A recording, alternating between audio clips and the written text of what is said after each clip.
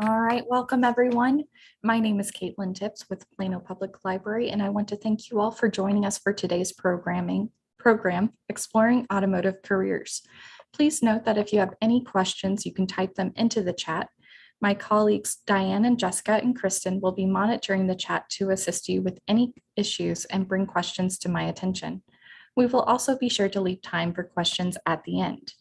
Some housekeeping reminders that we would like to share with everyone. Please note that this program is being recorded and will be made available on the Plano Public Library YouTube page for later viewing. Secondly, soliciting business or selling merchandise during library virtual programs is prohibited.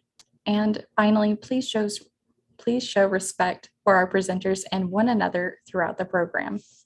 All right, so now that we've taken care of the housekeeping, let me introduce our wonderful presenters that we have here, our panelists. So we have Raven Hartkoff, who is a discipline lead and professor of collision technology at Collin College.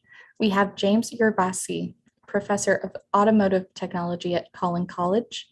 And we have Michael Ellis, fleet services manager at the City of Plano. And we are joined by Wesley Mcallister, a regional manager at Collin Collision. So thank you all again for joining us and speaking about our automotive industry opportunities that we have here. So let's start with what got you into this industry and what it was your introduction. Hey, Caitlin, I'll lead off on this one. So again, thanks for having me. My name is Wesley Mcallister. I'm regional manager with Collin Collision. I've been in the collision repair business for 23 years. It's been a fantastic career for me. My education is, that of high school graduate, and I have found a lot of success in this industry. So I love the industry for that.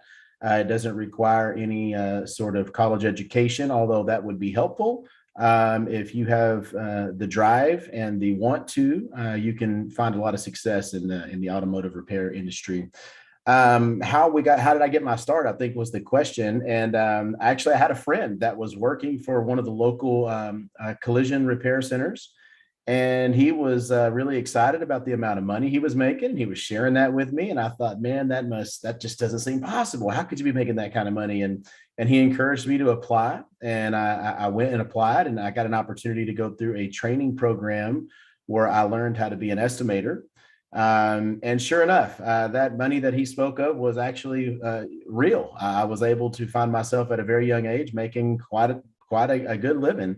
And from there, I've just grown my career with several different collision repair providers around the country, actually. Had the opportunity to work in many different levels, from estimator to shop management and some higher level leadership positions as well. I'm glad to be asked to join the call today. I really believe in this industry. I think it's a great place to find yourself, and you can have a lot of success. And I'm encouraged and excited to promote it and try to help others gain access to it. Great, thank you for sharing. Yeah, Mike Ellis. I've been in the industry for a little over 32 years as a fleet manager. Started off in junior high and then through high school and vocational education courses, and then went on to technical school. Worked for the state for many years as a technician, then promoted up into management. And throughout my career, I've been a fleet manager for 28 years with the state, as well as City of Carrollton, City of Denton, and then now it's City of Plano.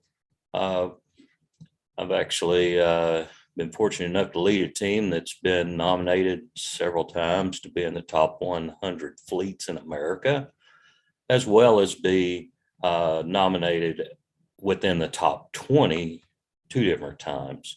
So it's been a very rewarding career for myself. Allowed me to provide a lot of influence into a lot of young people as they've come up through the ranks. and developed great relationships and friendships with folks. This field is wide open. You can get out of it as much as you want to put into it. And just as Wesley was saying, if you've got the drive, this field can take you. I mean, it's endless where you can go. And we'll talk more about that here in a little bit, I'm sure. But that's a brief background on myself. And thank you very much for having me. Look forward to the conversations. Absolutely. Okay, I'll go next. So my name is Raven Hartkoff. I'm the discipline lead and professor of collision technology at Collin College. I've been teaching for 1 full year, and prior to that, I worked a year in the tool room here at the campus, helping check in tools and manage some of the inventory. Before that, I was a refinisher at a body shop in Dallas, and I had painted for several years. And now I'm here teaching it. I have a associate's degree from Eastfield in auto body, and then I just completed my bachelor's at UNT in administration. That's great. Congratulations. I guess I'll go now. My name is James Gervais. I am one of the automotive professors here at Collin College. I've been doing this for 2 years now. Before this, I spent about 15 years in the industry, mostly at a manufacturer dealer.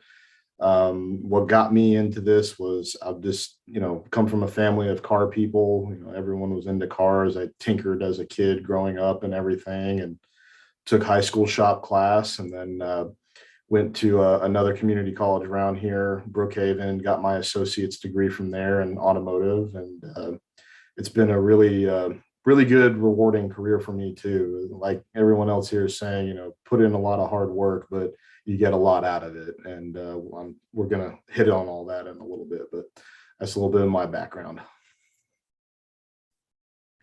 Thank you all for sharing. I think it's really cool to see the different backgrounds that you all have and how you're able to contribute to this industry. So my next question is to kind of tackle what are the misconceptions in this industry. So at the very start, let's talk about what some of those are and what the reality is.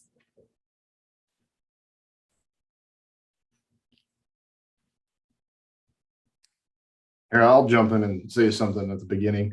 I think one of the biggest misconceptions is that, this is kind of just a dirty, messy career that, a lot of people, you just do nuts and bolts or whatever, and, just kind of do whatever. But no, it takes quite a bit of skill to do this. And it's all stuff that we can teach. It's all, very learnable.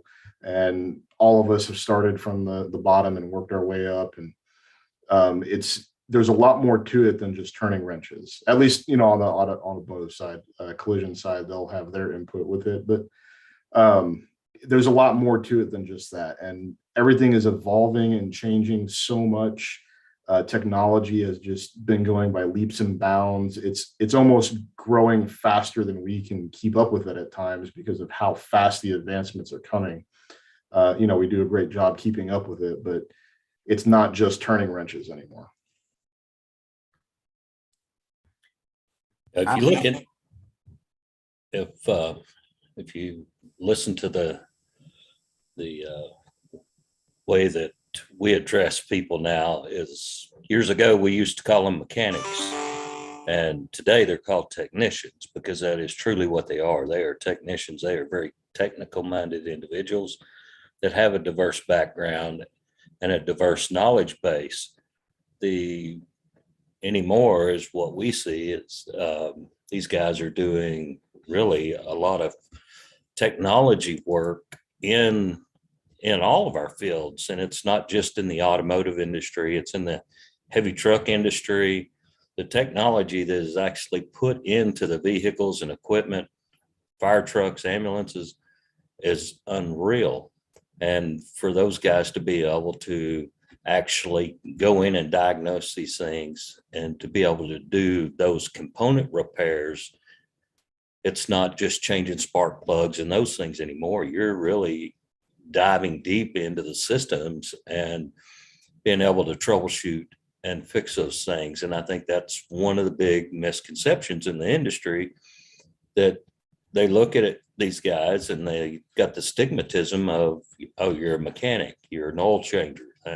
No, these guys are true trained technicians, and they do get a lot of recognition and do get a lot of support and a lot of technical training that we provide. So that is one of the misconceptions, is that you're just an oil changer or a grease monkey, if you will.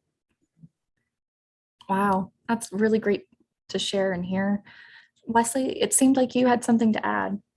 I was a little slow with the mute button there. I apologize, but I think James and Mike made great points. I agree 100% with what they said. Actually, Mike dropped it in there at the last. The grease monkey explanation, or that tag that we used to get stuck with in this industry, couldn't be further from the truth anymore. Very technical industry, rapidly changing.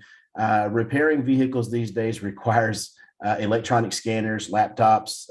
These are things that we provide, but in order to repair cars correctly these days, there is a very technical side to it. These vehicles today are basically a computer on wheels. So it's much more than just getting dirty and greasy. There is some of that still happens, obviously, but there's a very technical component to collision repair these days that I don't think is really well known, but it really makes it a different type of challenge, and a lot more interesting. Absolutely. It sounds very interesting. And that's a great setup for our next question, which is, what types of roles are actually available in this industry now, especially if it's not just all mechanical? Well, we have a wide base within municipal fleet operation, from parts specialists to service advisors, and then of course technicians from the very low level automotive technician that's just coming out of school or just joining us out of high school, all the way up to a emergency vehicle technician that works on nothing but fire apparatus and police cars, as well as supervisory and management roles, accountants, fuel specialists.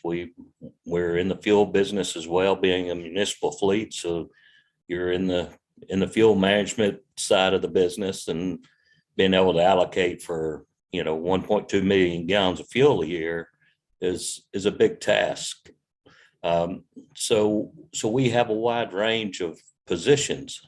The folks that support us in the front office, we have spec writers that came up as a mechanic, and now that individual writes specifications for vehicles that we buy, that are specialized vehicles, from 1-ton trucks to heavy trucks. So there's a wide range of career opportunities here, and we look to promote within and start people and work them through the chain. That's one of the great things about where we're at in the industry as well. I think it's pretty much across the board, but in Plano, we have job family progression, so we can help people grow in a career path. It's not just a dead end job. It's, you actually have a career path when you walk in the door. So. I'll elaborate on that. I think Mike makes some great points, and a lot of those points apply to the collision side as well. At Caliber, for instance, like Mike said, you've got everything from entry-level positions, those who may help us clean the cars before they're ready for delivery, or clean the shop to keep it safe and organized, parts specialists, estimators who actually interact with our customers and our insurance partners. Of course, you have your paint technicians and your body repair technicians, management roles, and beyond that, outside of the shop level, several additional layers of shop management, whether it be regional managers like myself, or various layers of management, And then hey, our company is very large. So there's a whole corporate office side of that as well. And like Mike alluded to, you've got your accounts receivable, accounts payable, facilities department, those who help us keep our shops in good running order and maintain our equipment. The progression that Mike alluded to, Caliber has that type of thing as well. We call those our roadmaps. Every position at the shop level has a roadmap of different avenues you could take to advance your career. And we really, really believe in growing from within. We believe that once we have someone on the team and they understand our culture and our purpose, that we want to provide the opportunities for growth to those on the team and those who earned it.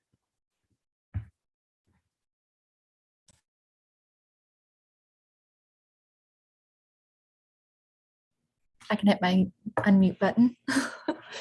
Thank you for elaborating on that more.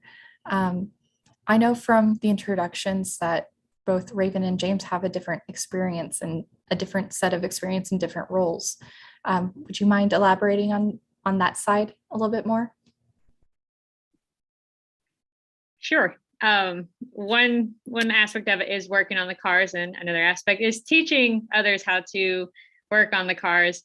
There's definitely a lot of positions out there for those that do have experience in the field.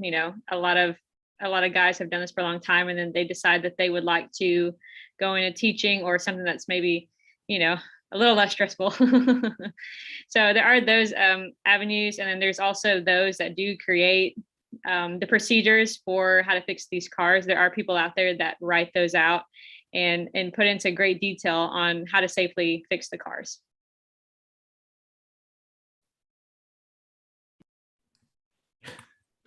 Yeah, I'll kind of elaborate on that a little bit. I mean, she's absolutely right. There's, a lot of our adjunct professors here at Collin, they work for a manufacturer that's located very close by, and they started out as technicians in the shop, and now they are the ones writing the book on everything. So you don't even have to, if you think that you've done a great job in the shop and you want to kind of move into something else, you got kind of an engineering mind, you can go up that route with a manufacturer. Or maybe you want to go down a business route. Coming from a manufacturer dealership, we were a regular company just like any other.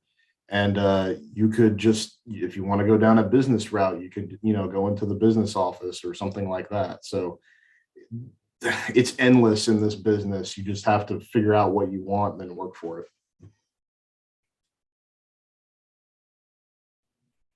That is great. Thank you all for elaborating on the different types of roles. So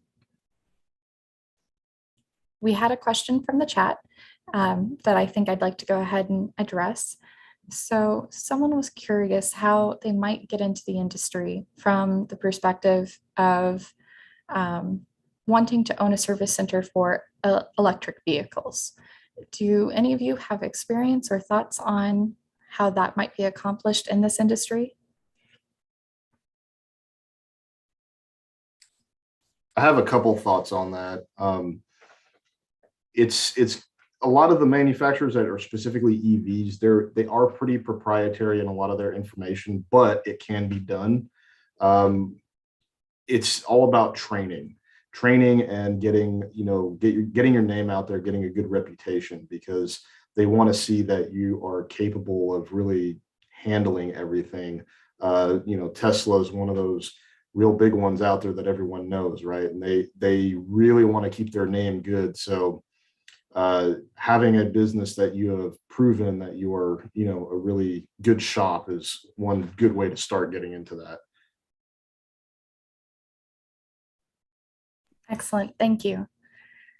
So the next question I have for you is how does the role of gender affect this industry? Is there anything that you can address? I think I could probably answer that one out of this group. I'm probably best suited for that one. So for those women that do want to, take a role in this field, it can be a little challenging just because there's always been a perception that this is more of a male-friendly workplace. With that being said, it's not really like that as much anymore. I know a lot of employers are working more to recruit women into this industry. And one reason why is because we're very detail oriented. So, you know, a lot of the employers really like that. And as well as seeing color a little bit better than men. That's just that's data out there. I didn't actually do the research, but there is data that shows that women can see color a little bit better. So there are roles out there for women. If this is something that you're interested in, absolutely. I'm pretty sure any employer would love to have more women on the team, just because we provide a different level of work ethic. You know, we're just a little bit different, but I would say that it is, you do see some, you know, out there. I do have one student right now who is a woman, and then I have a few that will start in the fall. So we are seeing more of that interest, and I hope to see more women in the future. Yeah, and I've had several ladies that have worked for me in the past. Currently, we have a parts individual that's underneath our purchasing group that's female and does a great job. And then my fuel management person is a female, and she's actually got some very technical background. And so I've had the pleasures of having them on our team, and as Raven said, they bring a different perspective to the organization and to the shop. So we've interviewed several over the course of years and have hired a few, but just haven't successfully got one in the shop as a technician, but would really love to, because I think they can bring some good balance to that group as well. Absolutely. Thank you both for touching on that. So the next question I have, two of you have actually touched on this a little bit earlier, but in all the roles and everything that you guys have described, you've mentioned that there's a lot of room for growth in this industry. And so I was wondering if you guys could share what sort of incentives and benefits there are out there specifically to help everyone grow into their roles and different avenues and career paths in this industry. Go ahead, Wesley. Okay, thanks, Mike.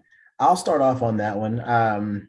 Like I said, myself, for an example, I was part of a training program where I was trained on how to be an estimator. And because I was a hard worker and showed up every day, you know, there were other opportunities that I was able to earn. Nowadays, we've got several programs like that. Folks that might graduate a class that Mike, you know, may have even taught or been a part of in the past. When they join our company, we call those, we have something called a TAPS program, which is a technician apprentice program.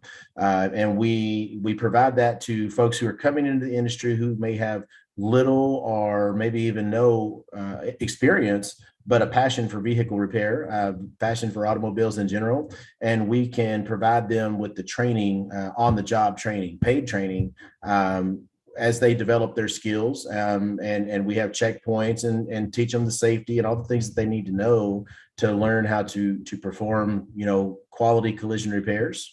That's on the technical side. Like I said, I'm a product of the administrative side of learning how to be an estimator and taking advantage of opportunities to grow in the industry there. The incentive, I think, is it's really, you get out of it what you put into it, like Mike said earlier. So you can go as far as you want to go, but the opportunity for growth is very, very good. I know what we do, you know, as far as staff incentives, we do, you know, as far as recognition, we do quarterly luncheon where we have lunch to, you know, provide lunch for all the staff to try to keep them engaged, keep morale up, keep everybody engaged and being positive, as well as we offer $1,000 a year tool reimbursement, of course, tuition reimbursement, paid training. We provide all the electronic tools to the technicians.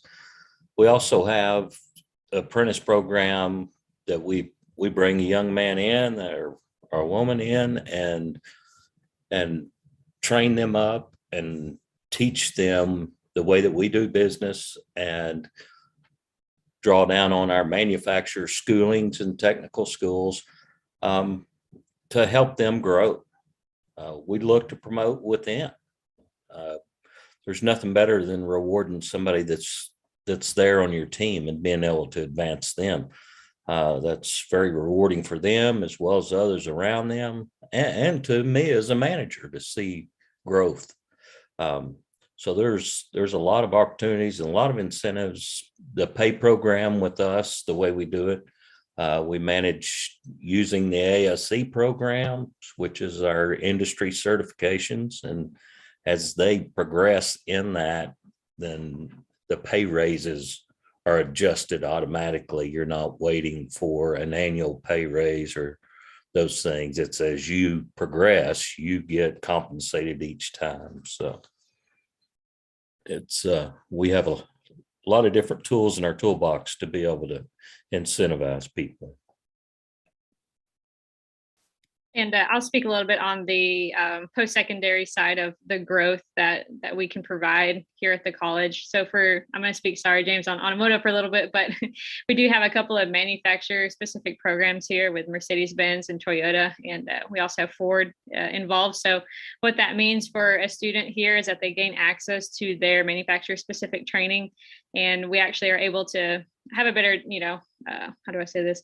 They have a better opportunity to get placed at those dealers. The dealerships like to see some of that training, as they start out. So we have that. And then on the collision side, we also offer a lot of the iCar curriculum. So for those that are on the collision side, that is some of the training that we do for collision technicians for many of the shops. I think Caliber probably is also doing iCar as well. Yes. So what's great about that is that all that, you keep after you earn it. So you take that transcript with you. And for a lot of our employers, that means a lot to see a little leg up on that training, as opposed to just coming in and not having any credentials for the industry.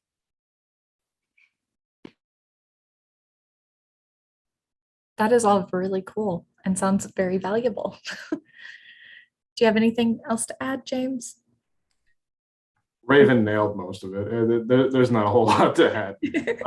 One thing I did think about too is coming from the manufacturer side, with a private company that owned a franchise, is it's not just, a paycheck, it's all the other little benefits that come with the company that you work for.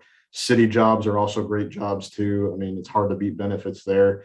Some of the private corporations, or even individual owners of manufacturer dealerships, some of them take really good care of their employees. They'll, programs similar to others, tuition reimbursements or stuff like that. But even something as simple as health insurance and all that, like it's just a lot of other good job benefits. It's not just a job, it's a career. I like that. That's really great. Thank you. So now that we've kind of discussed the different opportunities for growth, the benefits that come with being in this career, what does a typical work schedule look like in this industry? What are the typical hours of operation? Or I can start with the automotive technician side with that. It depends on the where you work. Some places they may work Monday through Fridays 7 to 5. One place I worked at, we actually had a 4-10 schedule, and we rotated our one day during the week off. So, maybe we work Monday 7 to 6, whatever, or 7 to 5, but then we're off Tuesday, work Wednesday, Thursday, Friday. There's a lot of different setups and opportunities there. And that's kind of cool because, hey, I got one day during the week off. I can go hang out with my son, or I can go take care of that dentist appointment or whatever it is. So it just depends. Every company is a little different, but there's a lot of options out there. And then I know you had asked about remote opportunities before. That's a really interesting one in this industry that's becoming more popular, is mobile technicians. And one of those things with mobile technicians is all the diagnostic and ADAS equipment. So ADAS is advanced driver assist systems, anything from, your reverse parking aid sensors to autonomous vehicles that drive themselves. So if you're into that sort of thing, there's opportunities where you may not have to, be tied to a building. You can go around and go to different shops and kind of make your own schedule with that. So just one of the endless opportunities out there. I know we offer flex schedules within our operation, 4-day a week, and then also staggered start times from 6 a.m. to 7 or 8 o'clock a.m. And then of course, their hours to adjust for their days. We're not just strictly Monday through Friday anymore. We also have a second shift operation that starts at 3:30. So there's a wide range of things to fit everybody's lifestyle within our current operation, just in order to serve and support the city of Plano. So I think that the 9 to 5 or the 7 to 3:30 or 7 to 4 hours in this industry has definitely changed quite a bit, and there are a lot of different opportunities out there for people. Very cool. I'm hearing that it's just much more flexible and open. So it just depends on who you go to work for. Very cool. So now I'd like to kind of dive into some individual questions that you all are welcome to answer at your leisure. What would you say is the most interesting thing you've done in your current position or a past position that you would like to share? I don't mind going first on this one. The most interesting thing I would say, I kind of am leaning towards more gratifying. We participate in a program that's called Recycled Rides, and it's where we have the opportunity to take a wrecked vehicle that's donated by an insurance company to us. We reach out to our parts vendors and secure donated parts for those cars, and then our technicians and teammates donate time towards repairing those cars. And the purpose of rebuilding and getting this car refurbished is that we have the opportunity to gift that car to a family in need. And that's been just a really neat thing to be a part of. There's a lot of folks out there that find themselves in tough situations, and a vehicle would really be life-changing for them.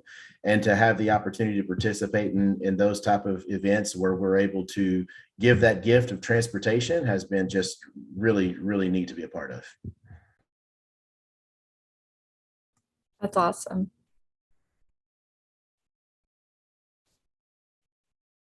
Anyone else want to share? I'll jump in next. One of the kind of a gratifying thing too, in my current position as a professor, it's all about passing on my knowledge to the next generation, right? And I had a student this past semester that I had taught them something in electrical class about testing relays. And it's something that he remembered, it stuck with him, and then he used it one day at work. He works as well as going to school, and he used it to actually diagnose a car, figure out what was wrong with it, and repair it. And he said it actually was really quick, efficient, and it was really great to see, like, you know what, I actually passed something on and made it better for the next generation and help them out. So that's, as being an educator now, it's really satisfying to see that I could help shape someone's success in the future. Well, I'm pretty fortunate.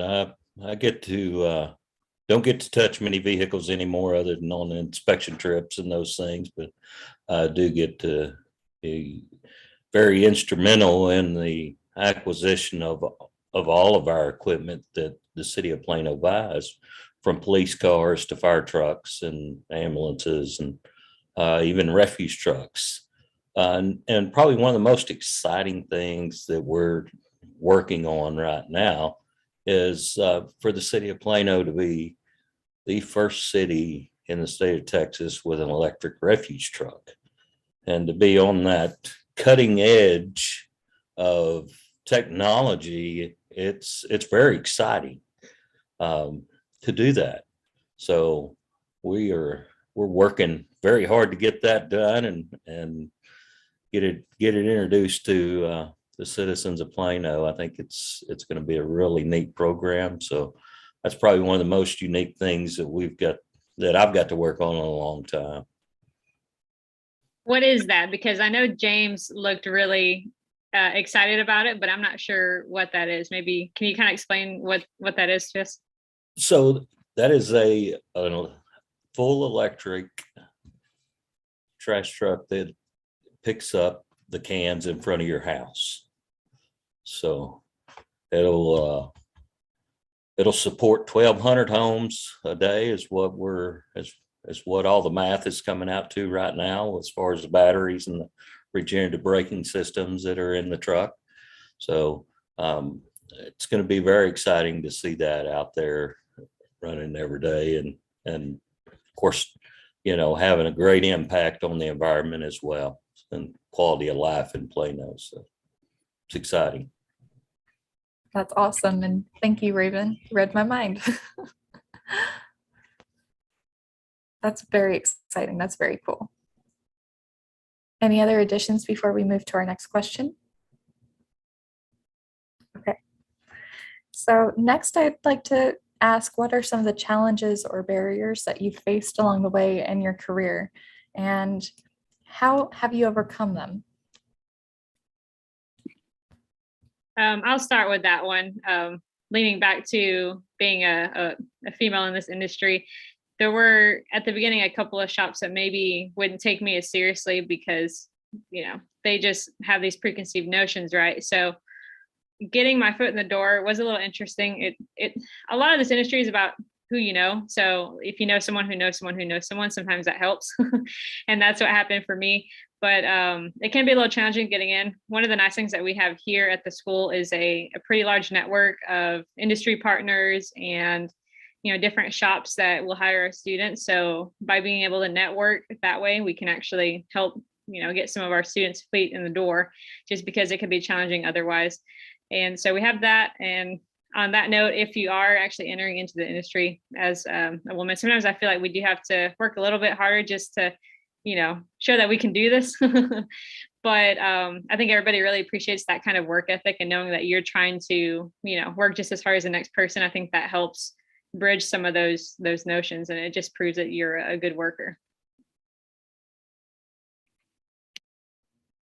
Absolutely. Thank you for sharing.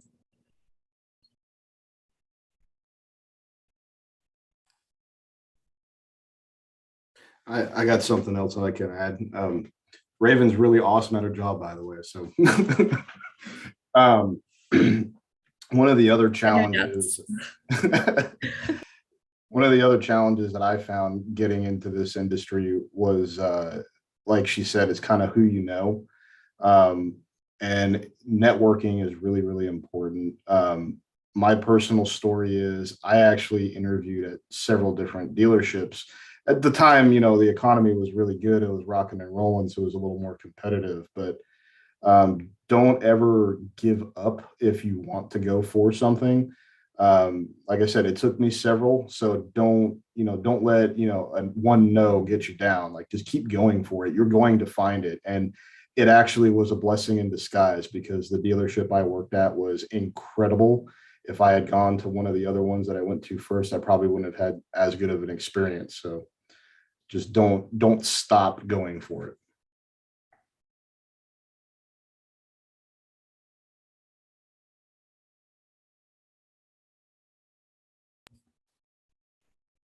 Wesley or Mike, do you have anything else to add? I could add to that just thinking of challenges at Caliber, we've trained ourselves to refer to challenges as opportunities. And one of the biggest opportunities that we have currently is why I'm so excited to participate on this call, because staffing is a huge opportunity for us. It's in this industry, the workforce is aging, and we want to infuse new talent to the industry so that we can prolong the life of our industry. And, it's not easy to find folks who are ready to come in and work these days. So that's one of our largest current opportunities. So like James said, if you have an interest in or a passion about automobiles in any capacity, just get the courage to go out and apply to collision centers. Come see us over at Caliber. I can assure you we have a lot of opportunity, and the experience or lack thereof, we can work around that. We can provide that experience to you because it truly is our largest opportunity right now, just finding the candidates to build our roster. And I think, I was pretty fortunate through my career to have some great mentors that helped me along the way. And I think that's something that one of the challenges that we're seeing today is you have folks like us that are sitting in these roles that are willing to mentor people and willing to help, but it's getting that word out there and getting rid of the stigmatism or the people's thoughts and past interactions with a technician or a mechanic, if you will, that gives it a bad stigma. It's not that way in this industry, and all of us are willing to help and grow people. We have been very fortunate over the past year to be able to face some of them salary challenges that we've had and that's out there. And we're able to work through it with our HR department and city management to be able to recognize a technician for his total years of service, not just the years that he actually has walking in the door. We look at their whole entire career and apply that to where their salaries are. So it opened up a large room for us to be able to draw in some technicians, because at one point in time I was down 11 technicians in our shop. And it's very hard to support, an organization the size of the city of Plano with, we manage 265 assets. So that's a pretty large workforce to manage that many assets and make sure everything's taken care of. So that was one of our challenges, and we did overcome it. And I think that we're on the backside of it, but we still have lots of opportunities in Plano for staff. So. Absolutely. Thank you all for sharing. I felt like that was very insightful, and it also leads us into our next question very well, which is where I'm going to ask what skills, both obvious and less obvious, are useful to you in your role in this industry. What I heard from you guys is that a surprising skill that you may need to have is networking. Would you agree with those soft skills aspects? Anyone want to elaborate? Yeah, I can kind of start off from a technician perspective. You would think, oh, soft skills is not, quite what you would need, but you interact with customers on a daily basis. So you need to know all those softs. Even as a technician, you will still interact with those customers. So having those soft skills of knowing how to talk to people and how to treat your customer right and stuff, that's one big aspect of it. And another thing is you're on a team, right? The technician is the one doing the work directly on the car, but you still have to work with your service advisor or estimator. You still have to work with the parts department.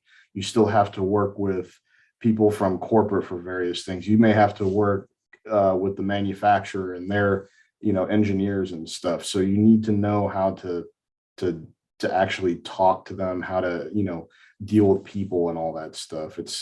You may go out there at the end of the day and fix the car, but there's a whole process to it.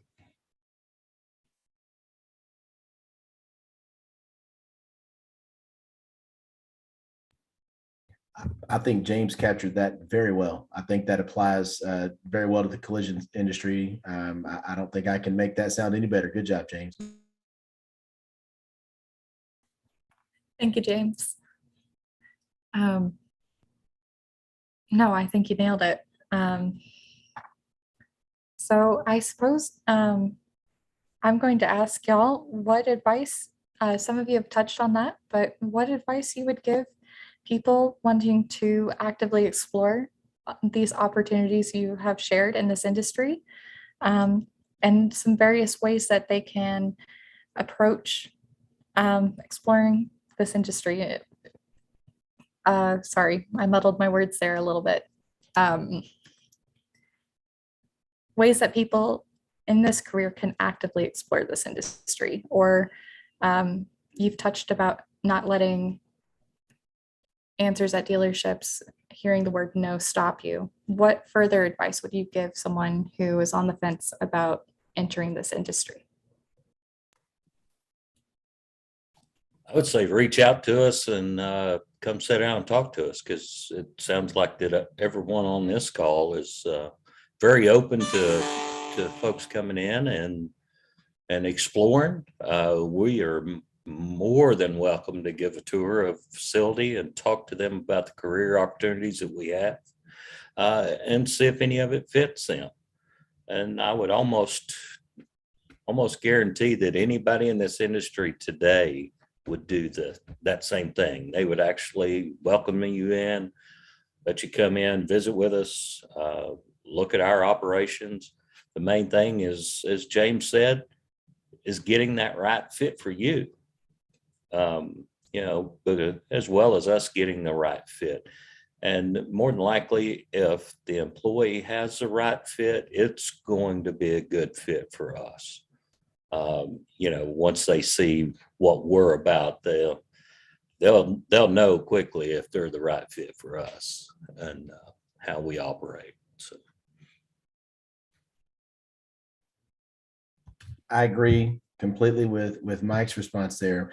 Come and see us. Let us take you through our centers. Let us show you what we do. If you're passionate about cars, then this is a great business to be in, because you're going to love what you do, which makes work a lot more enjoyable. Be honest, just be honest with your potential employer when you have the opportunity to interview. Tell them what your needs are. Tell them what your experience is. And if you don't have experience, just be honest about that as well. We really do sometimes we like to get people with little experience, because then we don't have to break bad habits. I just encourage you to just come see us, go onto our website. You can learn a lot there, but there's nothing like walking through a shop. You'll see many things that spur great conversation and will help you figure out kind of which area of the business really would suit you best. And I'll talk a little bit on our side. You can actually kill two birds with one stone here at Collin College, because we do have automotive and collision all in one building. So if you're not sure kind of which way you want to go, or if you want to see what that's about, you can come tour our facility. We're here all through the summer. So you can just let us know. We can show you around. And then we do, offer classes starting in the fall. So if you're thinking, well, maybe this is something I want to do, if you take a class or two, you can kind of see if this is going to be something you're into. We see a lot of students that come in and say, I'm not really sure what I want to do yet, but I know that I want to do something in some capacity with, automotive or collision. So being able to have that introductory class or two that helps you kind of gauge your interest, that kind of helps you versus, there's nothing against just going in to Caliber or, Plano to just go ahead and start working. But if you're really not too sure if this is something you want to do, then I would recommend you come check out our facility and see if this is something you might want to do.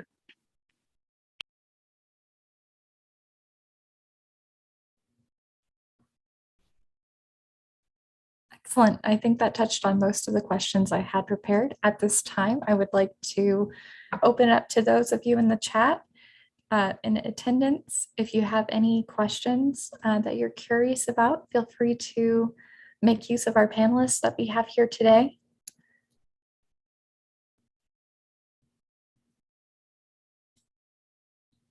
Is there anything else that y'all would like to add to today's conversation? I see Kristen asked me a question here about hours of our programs and offered at night. So I can talk a little bit about what Collin has to offer. Raven touched on it some already, but we offer on the automotive side 2-day-a-week classes that they start off Monday, Tuesday, all day from basically 8 to 5. We offer all morning from 8 to noon or all afternoon from 1 to 5. And then, yes, we also offer night classes that are from 6 to 10. So we try to make the schedule as flexible as possible to accommodate all different kind of student needs. We're here to serve you, the student. And then also the employers like Mike and Wesley, our students are our product. So we're trying to work with you guys as well. Okay, you need technicians in the shop, so we'll take them for a little bit and then you get them the rest of the time. So yeah, we have a lot of flexible schedules. Raven can speak a little more to the collision schedule and what they have to offer, but it's all pretty flexible here. So on the collision side, we do also have a 2-day out of the week class schedule. And for fall, we're gonna actually start at 8 a.m. So it'll be 8 to 5. One new thing that we are trying for this upcoming fall is a 8-week on, 8-week off plan. So what that means is that a student will come to class full time for 8 weeks. And then for the second 8 weeks of the semester, they'll actually be working side by side with a mentor. And actually Caliber is one of them that we are looking at doing some of that with, similar to your TAPS program. So yeah, so the student will actually get that hands-on side-by-side mentor apprenticeship. And then for every semester, they do the same thing where they do 8 weeks in class and then 8 weeks in the shop. And so it's just helping them get in a little faster, and they're actually able to integrate what they've learned here a little bit faster because they're actually doing it every day. So those are our options as of right now. We do have a couple of classes at night, but our sections are a little smaller right now. Our classes have 15. I think the max is 16. But what that means for anybody that comes through either program is that they've got more of that hands-on time. There's less people in that classroom. So you're actually able to get a little bit more, work under your belt because it's not like a really big class of like 20 or more.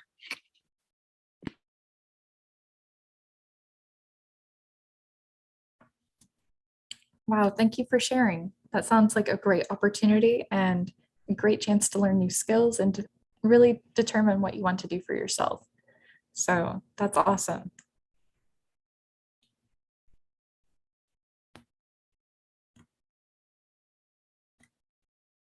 Anything else anyone wants to share? If not, I want to thank you all again for participating in today's Exploring Automotive Careers panel. Really appreciate your time.